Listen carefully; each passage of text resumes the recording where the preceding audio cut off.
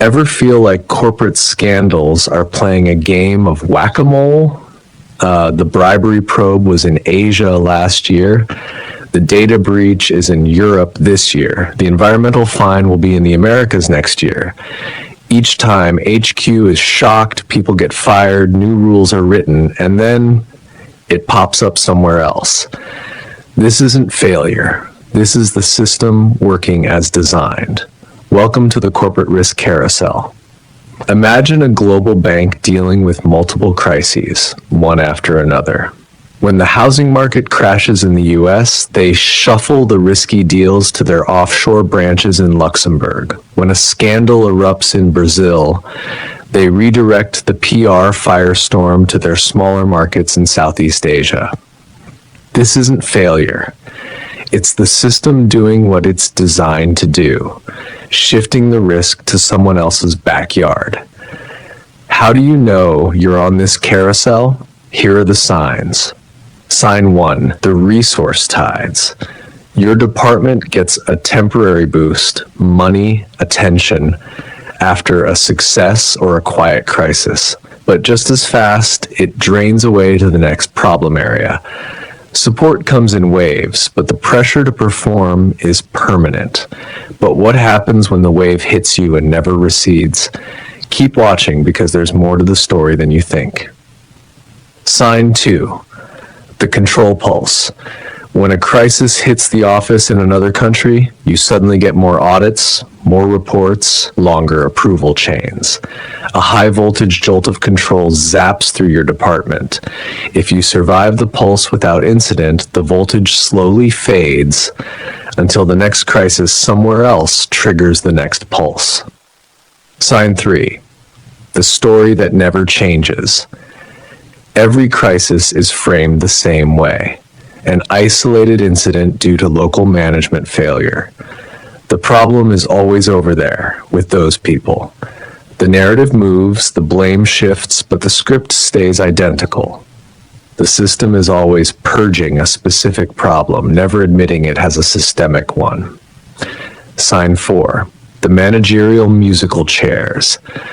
The boss who failed in Region A pops up 6 months later running something in Region B. The star who fixed the mess in Region C gets sent to clean up Region A. People aren't fired, they're rotated. Failure and credit are just shuffled around the global deck. Why would a rational system operate like this? 3 cold reasons. Reason 1, the core must stay clean. Think of a global bank. Its heart, New York, London, must be spotless for its reputation and stock price. So where does it put its risky tax schemes and dicey deals? In the offshore branches, the Cayman Islands, Luxembourg. Those are the risk warehouses. When a warehouse gets raided by regulators, the bank pays the fine, makes a show of fixing that one location, and moves some of the activity to the next warehouse. The risk doesn't disappear. It just gets shipped to a new port. The dirty work cycles on the edges so the center can pretend to be clean. Reason 2, crisis is a cheap teacher. Leadership doesn't have time to monitor everything. But when a small crisis erupts in Bulgaria or Brazil, it's a chance to learn at little cost. It forces the entire team to focus, fight, and see what really matters. What worked, what broke, those lessons are invaluable. And while it might feel like a disaster to the team on the ground, it's the lifeblood that keeps the core safe.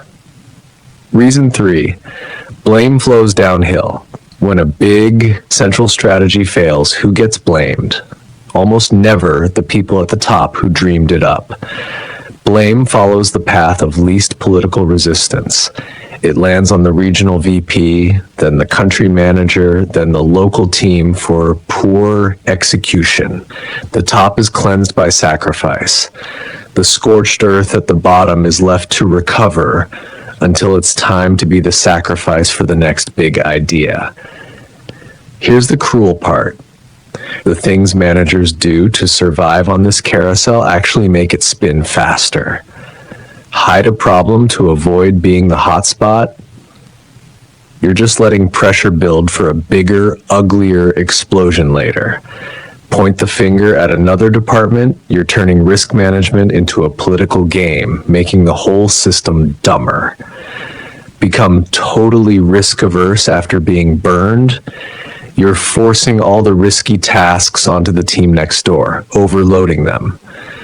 So, what's the master plan?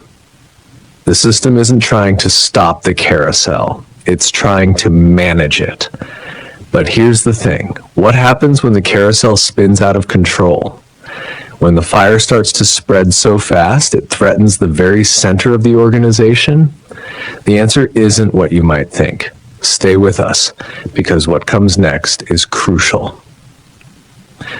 Plan A, designate official sacrifice zones. This division is our innovation lab. Failure is expected here. That market is our regulatory testing ground. You institutionalize the burn zones. Plan B, budget for the blows. Treat fines and scandals not as surprises, but as line items. Set aside a crisis fund.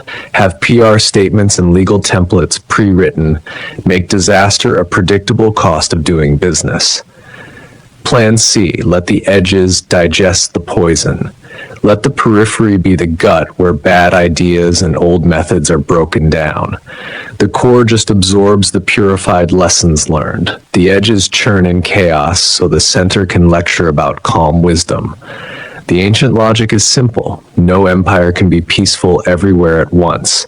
So it lets the outskirts burn as long as the heart stays safe. The battles on the edges are the price of stability in the center.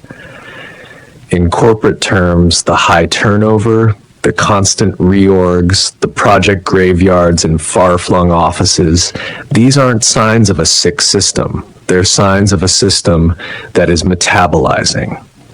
It's chewing up risk and spitting it out on a conveyor belt that runs in a circle around its perimeter. The takeaway, if you're on the edge, understand you're on the risk conveyor belt. Your safety is often temporary, bought with someone else's crisis. Don't just fight your fire. Look at the map. See where the winds are blowing from.